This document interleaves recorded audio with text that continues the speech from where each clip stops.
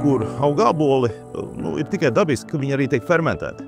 Mēs ejam dārzā, vācam ražu, piežam reizi gadā svaigu sulu, raudzējam, un beigās top īsts un dabīgs naturāls produkts no pašu Latvijā audzētiem āboliem. Mēs vienkārši tāds liels bars ar draugiem visu fermentējām, kādus gadu 10, un tad daudziem tie rezultāti bija dažādi. Bet es turpināju, un tad vienkārši kaut kā mācījos no kļūdām.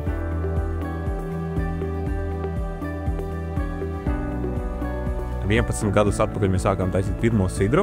Rudenī vecākiem ābeļdārzā bija ļoti daudz ābolu un ielikām noraudzēties sidru. Baigi paveicās, ka nebija pacietības toreiz.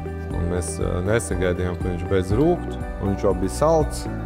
Mēs pagaršojām, likās, joha, baigi labais sidrs.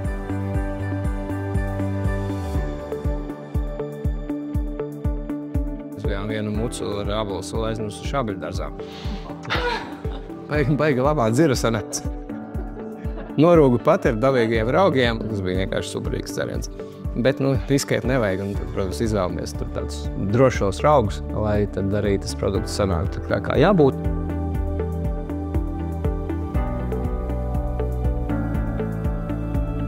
Ābolos ir mazāk cukura, līdz ar to arī grādu ziņā tas ir vieglāks dzēriens. Latvijas sidru var vairāk salīdzināt ar baltvīnu. Dzēriens sanāk tāds viegls un viegli derams. Ar vīnu ir tā problēma, ka, ja garšīgs, tad viegli pāršaut pār strīpu. No sidra tu var tev glāzi drošāk cilāt, un tas ir, manuprāt, milzīgs pluss.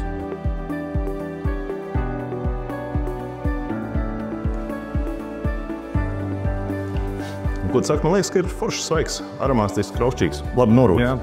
Jā, manuprāt, ļoti tipiski Latvijas ābolu sidram. Viss, kas labākais, kas var būt, gan augļainums, gan skābi, kraukšķīgums. Kamēr mums dārzā neauga šitie sidra āboli, tad tā iespēja dabūt tanīnus bija savvaļā, kur ir ap 200... Fantastisks tāds mežs, jā, principā. Meža dārs.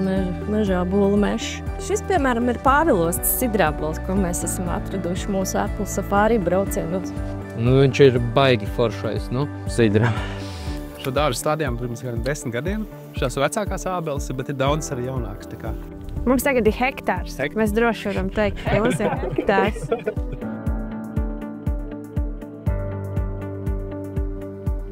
Mēs šogad iestādījām pirmās savas ābeles. Arlington, Mill un Dabinett. Mēs ņemam ābolus no visiem, un tad mēs šķirojam pēc tām sortēm.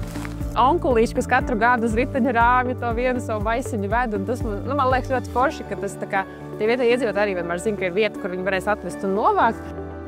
Tas atvērš keriņu, tie mazie ābolīši, kas aug dārzā, un tas ir tāds limitēts šampaniešu metodas, un tas var iešķist. Kāda raža, tik arī sidrs.